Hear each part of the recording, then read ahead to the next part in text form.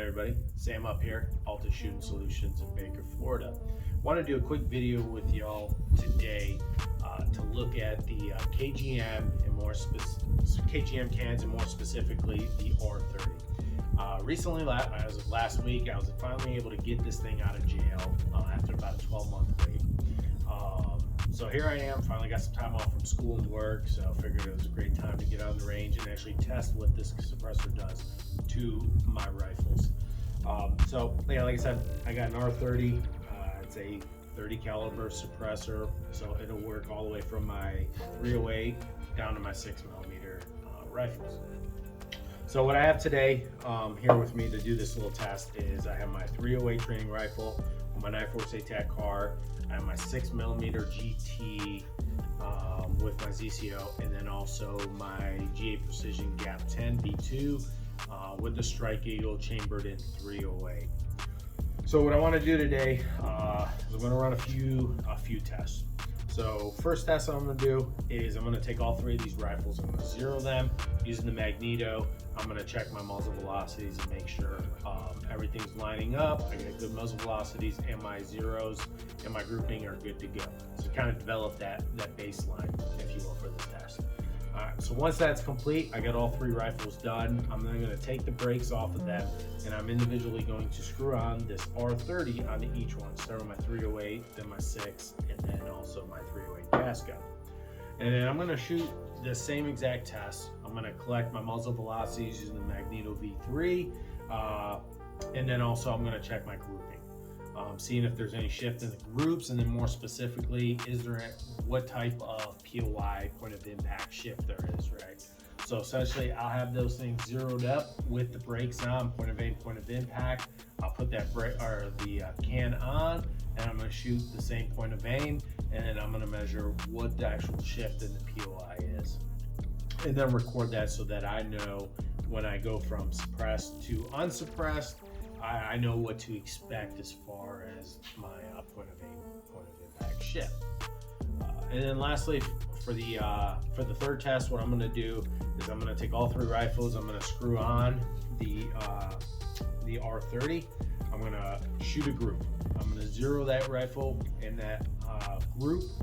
I'm going to zero the rifle, point of aim, point of impact at 100, and then I'm going to take the can off. And then I'm going to put the can back on, breaking that carbon seal, putting it back on, and then I'm going to repeat the same grouping process and group it and kind of see what the shift is from shooting and zeroing with the can on, taking it off, breaking that seal, that carbon seal, and then putting it back on, and then seeing what that actual shift is and how many rounds it takes to get the muzzle velocity in that group to kind of teeter off, right, get that carbon seal again. So that's the objective for today. I'll keep you guys. I'll let you guys know what the results are.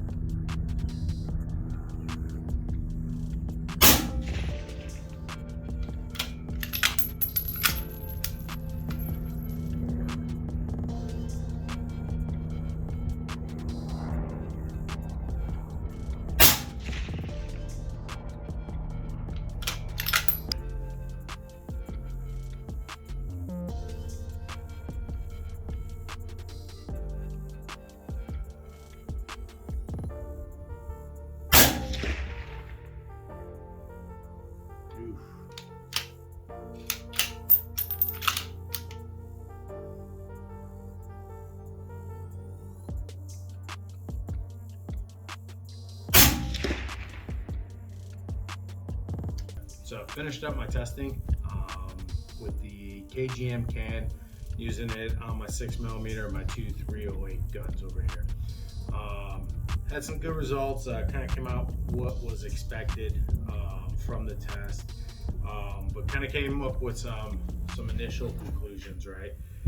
So one of the big ones is there definitely is a point of impact shift. So shot the first groups, all of these with their brakes, and I'll actually show you guys the targets right here, right? So not the prettiest. Just keep in mind my GT is about 3,000 rounds in the barrel, so she's about almost there.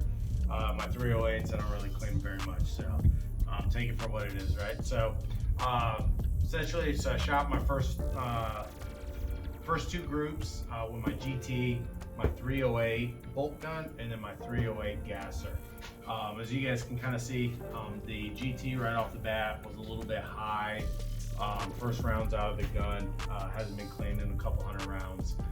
So I adjusted it, got my group down to right about center at about a half an MOA, right? Alright, so I shot that, took the brake off, put the can on. So when I went to shoot the can, I had these first two groups, right? So six shot group and then a 4 shot group. So what you can see from this, throwing that can on there, went from being in the center pretty much to having about a tenth, about a half an inch elevation shift, right? So like going a little bit lower. Shot those two groups, notice that where that point of impact was, and then I went over to the can, shooting it with it on and with the can, taking the can off, putting the can back on, and seeing if there was any shift from where the group was supposed to be impacting. So the first one, right, almost generally in the same spot from what this group was at. Took it off, put it back on, got to this second group, realized my magneto was touching the can, so I had to adjust my magneto, adjusted my zero a little bit, and then shot this group.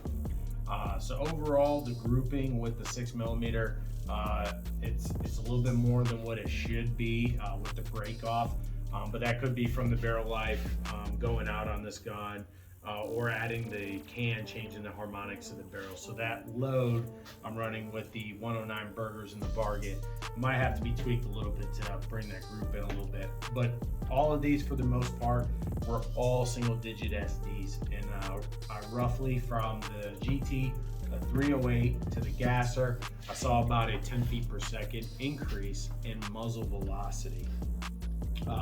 So yeah, going on to the 308, same thing, my groups were right there. Put the can on, and you guys can see that those groups, between taking it on, taking it off, were pretty much stacking on each other right there. A little bit of a shift. My initial group, putting the can on from when it was zeroed, I had about a 0.4 left and about a 0.2 up POI shift. That was about the same on both the gasser and also the bolt gun. Whereas my GT only had about 0.2 elevation shift, but left and right, it was generally on where it was supposed to go.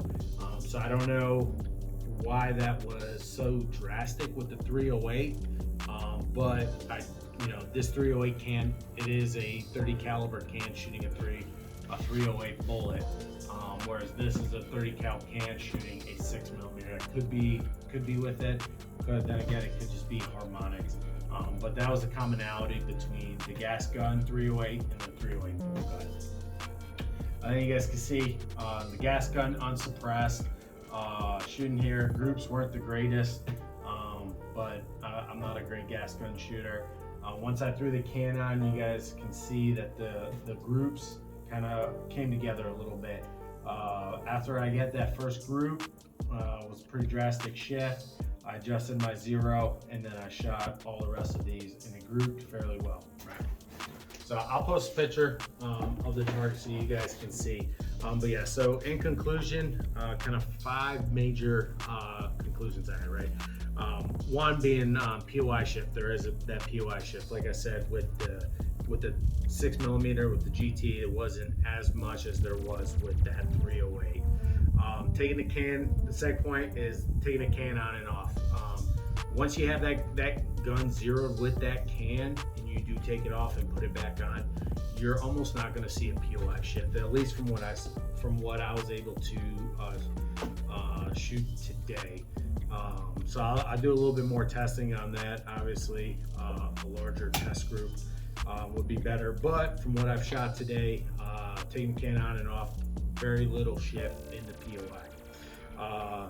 Number 3, I gained about 10 feet per second in my muzzle velocity spread. My SDs were all single digit SDs from the GT down to the bolt gun to the gas gun.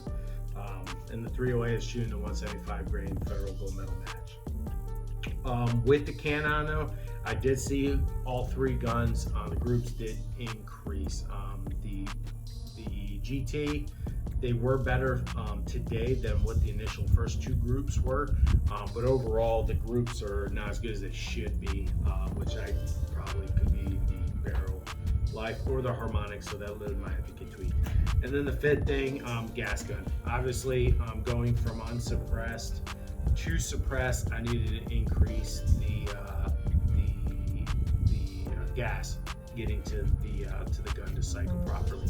It's always an issue with gas guns going from suppressed and unsuppressed, but no big deal. Figured it out, and I was good to go.